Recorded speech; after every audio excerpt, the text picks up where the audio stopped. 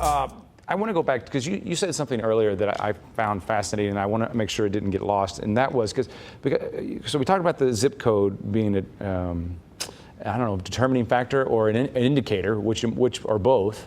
But also you talked about a college-educated African-American woman versus a not college-educated white woman. Yes. And the difference being, and expand on that, explain that to us. The notion is that a college-educated African-American woman is going to have a higher likelihood of having a child at a low birth weight, which places that child at higher risk of premature death than a white woman with high school or less education. So does that just tell us how far at a deficit she started out in terms of the odds being stacked against her, that she's achieved in what we would say she's achieved more, but yet she has...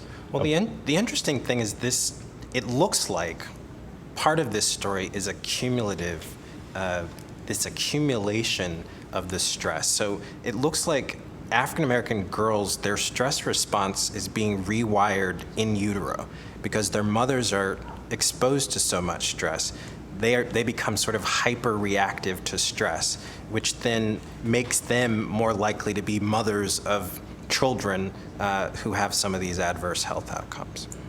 It sounds like it's going to take a long time to change that direction of where things are going. You don't get to run up a credit card account and say, oh, let's stop running up debt and think the problem's gone. You still got to pay the debt. We have spent hundreds of years creating these problems, and we didn't stop 2 years ago. We haven't stopped creating these problems. And so just by stopping some of these issues doesn't mean that somehow it's solved. Now you have a prolonged period of positive action. Of work. It took us generations to create a climate in which this is not only possible but acceptable. That this is somehow barely newsworthy, right? And it's going to take us generations to change it in the grand scheme. So I don't want to minimize core issues. That there is levers of action with immediate payoff to the benefit of our neighbors and ourselves. We all got to go there. But let's not pretend that some of these things are as amenable to such easy solutions. I know it makes Chris mad. Does it make you mad? It absolutely makes me mad. I wish I could get mad like Paul, though. I love when Paul gets mad. I think one of the things here is to speak to your question earlier about what radically has to change.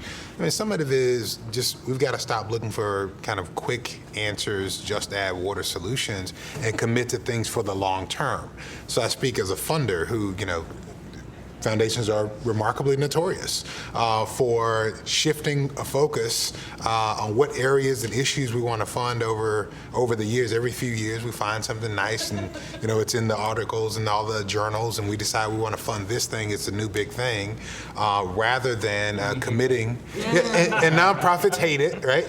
Rather than committing to support something over 10, 12 years with the recognition that you don't get policy change unless you commit to something for 7 to 10 years. You're not going to see real outcomes at scale unless you do the work of implementing solutions over a few years and then allow them to work themselves out before you see your first outcomes. So I think the radical matter is we've got to change behavior about how we fund solutions because these amazing nonprofit service providers who provide the social supports, the emotional supports for young people are going to follow where the resources are. They're going to find innovative ways to provide these solutions in this report.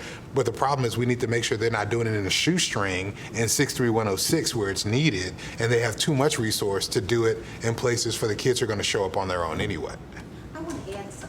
That as well. I think it's critically important that the entire community is engaged in this process, that if we aren't informing people on a regular basis, it can't just be a hot topic for tonight.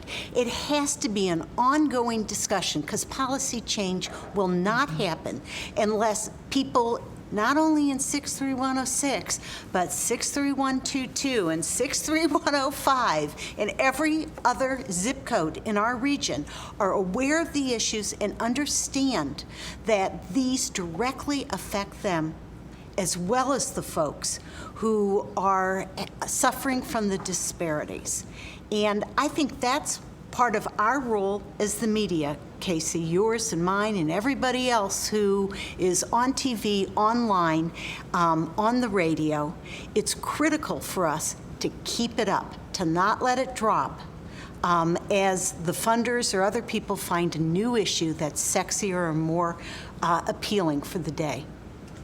I think one of the radical questions is, who's your neighbor? I mean, St. Louis is going to sink or swim as a region. These are our neighbors. Either you believe that and all that that word implies, or there's somebody else. I mean, that's one of the questions we're calling here is, who's your neighbor? Us or they? In St. Louis, we're calling the question that we have to be neighbors. To our own benefit. You can be completely selfish about this, and you'll get benefit from it. You don't have to be all that positively motivated to get in the game here, right? But the bottom line is, we're asking you to be a neighbor and to define the neighbors as our region, and that it's not okay that our neighbors are in conditions so fundamentally different that they start the whole game before they're even born with an unlevel playing field. And then we blame them for the circumstances we create. And Who's your neighbor? And it's solvable, right? Again, it's Yes, not yes. as if this is some magic thing that we can't figure out, right? Right. We know how to do it. With other examples across the country and in St. Louis, we know how to do it. We've not just said, hey, let's really get behind the things that are working, keep funding them over a long time, bring them to scale, and share the results and the success that others have had, right? We can fix this, right? It's not, if you want to solve infant mortality, guess what? We know how to do that, right? But do we apply the right resources in the right places at the right scale to ensure that happens? The answer is no, right? So again, are we collectively, again, if mad is the right phrase, I'm happy with it, right? Right? I'm okay with that, right? But if we know that the infant mortality rate in the city and the county is off the charts compared to lots of other places, we should be aghast that children are dying from preventable problems. When we know that Missouri ranks 47th, 48th, 49th in the provision of dollars for pre-K for low-income kids, we should be mad as hell about that and say, are you kidding me? We're 47th, 48th in the country. That's how much we care about our kids. Those are all solvable things if collectively we say that's important to So us. do the politicians have to get on board, or is this going to be, I mean, we don't have a politician at the table here. They're not going to get on board on it. We're going to push them. They're not going to stand up and as a say, community, we have to demand that patience. As a community, that it's going to take time, and we have to demand that patience. But it's media, it's politicians, it's the public education campaign that this report produces to continue to press on politicians, lawmakers, and us as a community. We need to start demanding this. Can the things you're talking about be done without public dollars? Are the organizations you're working with, do you have Not to have? scale. They can't be done to scale. They can be done, as Starsky said, on a shoestring, which is how we usually try to roll out some of these things. But to do them to scale, there's no funder that's going to beat government at this. And the point I want to make, 2 points really. The reason we have 6 areas of recommendation is to try and crystallize this for folks. Do these 6 things. We're not saying this is everything, but we're saying if you focus in this way, and if we can focus, if we can walk and chew gum as a community and focus on these 6 things, we've got a reasonable shot at getting something done. But the other point is that policy got us into this, and policy is going to have to get us out of this. The GI Bill, African Americans are left out of. Social Security, when it first comes out, African Americans are left out of. The FHA is essentially saying anywhere where black people live is a bad place to live. So how do you build wealth where, no matter where you go, to sort of use a twisted analogy on public health, you're a contagion.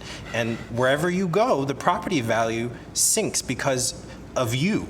So in order to get over some of these accumulated injuries and insults, it's going to take policy just as big and bold as a GI Bill, as a Marshall Plan, as an FHA, as the federal highways that got us where we are. And it can be selfishly motivated in that there is a return on this investment. I'll give you the most selfish motivation there is. This country is becoming more and more diverse. When I collect Social Security, it's going to be a diverse workforce, far more diverse than what we have now, that's paying my Social Security. You'd like them to be making a decent wage. Yeah. I'd like them to be educated. I'd like them to be healthy. I'd like that generation that are children now and yet unborn to have the resources to be able to support the rest of us in our old age.